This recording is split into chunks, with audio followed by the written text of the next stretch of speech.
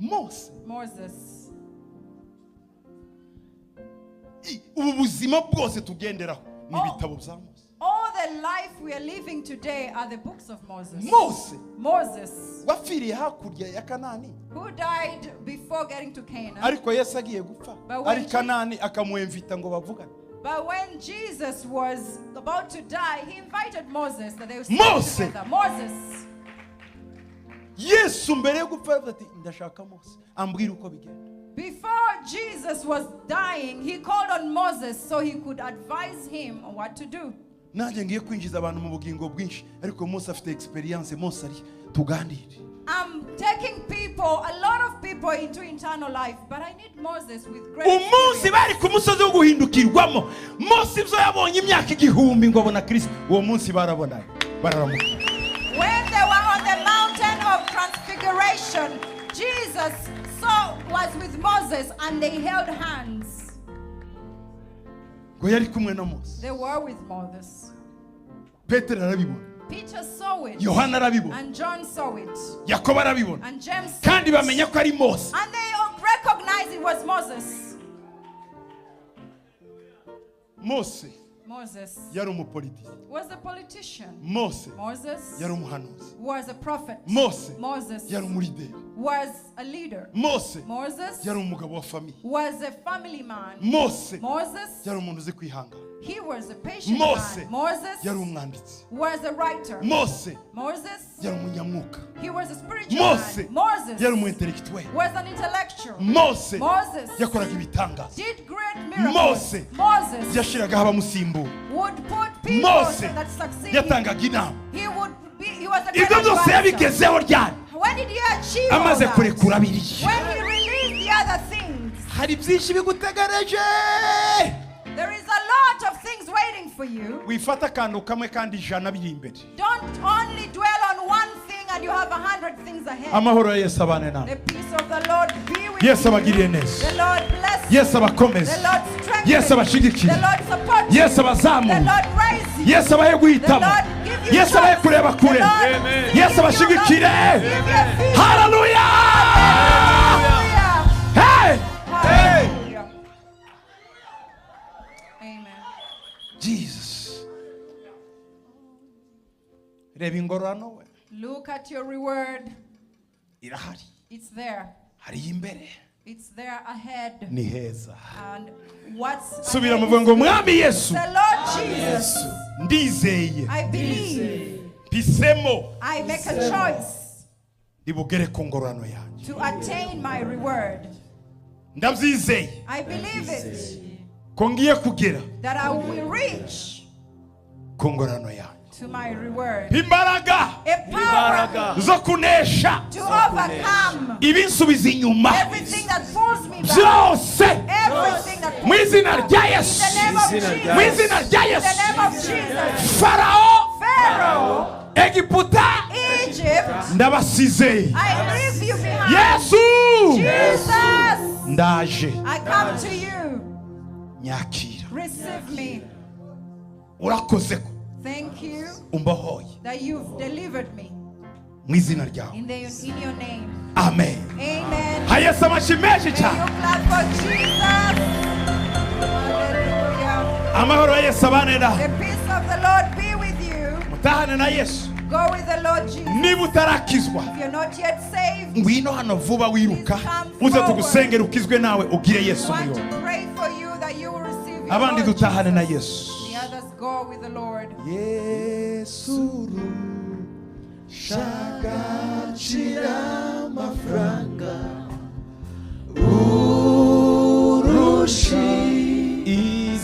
izahabi gichi. Ngwino wakire Yesu. Come and receive the Lord Jesus. Urushu bwiza ibyitwa byiza nticage eranwa nawe. Ewe Yesu. Yesu. Ngwino wakire Yesu. turagutegereje muri uyu mwanya nawe ukizwe nawe unkurikira kuri radiyo no kuri televiziyo ngwino wakire Yesu ngwino uhure na Yesu niwe gaciro kawe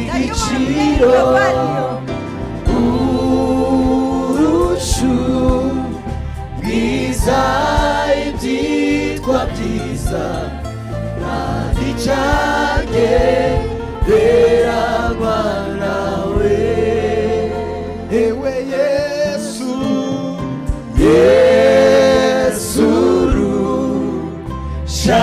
shagacira amafaranga ngwino wakire Yesu turagutegereje nawe izahabu igiciro urushu bwiza ibyitwa byiza nta n'icagereranywa nawe. tugiye gusengera bahageze We are going to pray for those that are here. niba nawe ukiri mu ntebe If you're still seated cyangwa there, hejuru or you're up, nyaruka vuba vuba ngwino come wiruka forward very fast. ngwino Imana iguhe umugisha The Lord will bless you. turagutegereje We are waiting for you. tera intambwe Come forward. tera intambwe Come forward. tera intambwe Come forward. ngwino Come. Imana iguhe umugisha Lord bless you. ngwino nawe Come forward. ngwino nawe Come. aho waba uri Wherever you ari are. udukurikira kuri radiyo You're following on the kuri radio, televiziyo on the TV. ngwino nawe Come. dufatanye muri iyo mwaka That we will be together.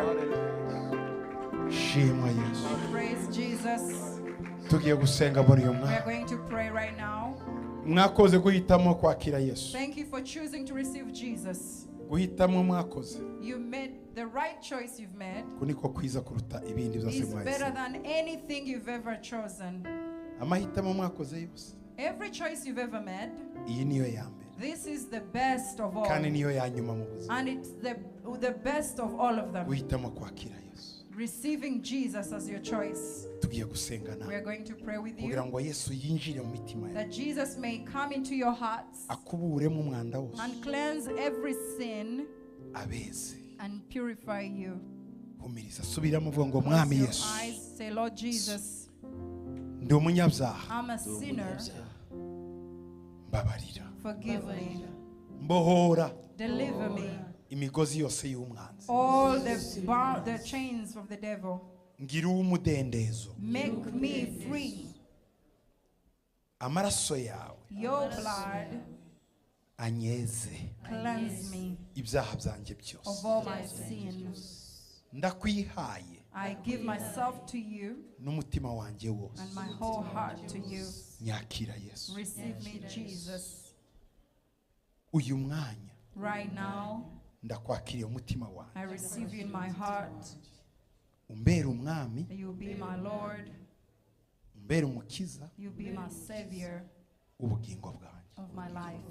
nemeye kugukurikira I allow to follow you mu buzima bwanjye my entire life. shimwa Yesu We praise Jesus. amen Amen. mwagize neza You did well. ibyaha byanyu byose All your sin byababariwe has been forgiven. amazina yanyu Your names muri aka kanya yakuwe mu gitabo cy'urupfu yanditswe mu gitabo cy'ubugingo are from the book of death into the book of life. uyu mwanya nyine Right now as we speak, mwahawe ubugingo buhoraho you've received eternal life. mufite izina rishya You have a new name now. muri abana b'Imana You are children of God. mu ijuru In heaven, impundu zigiye kurara zivuga there is celebration in heaven kubera wowe because of you. abamarayika ko baraceza The angels are celebrating kubera wowe because of you. hari umunezero mwinshi There is great joy kuko wemeye kwihana because you are allowed to confess and repent. murebe uriya umumama You see, look at her. mugende ababwira akantu gato mu musange hariya She will tell you something small. imana ibane nawe May God bless you. murakoze cyane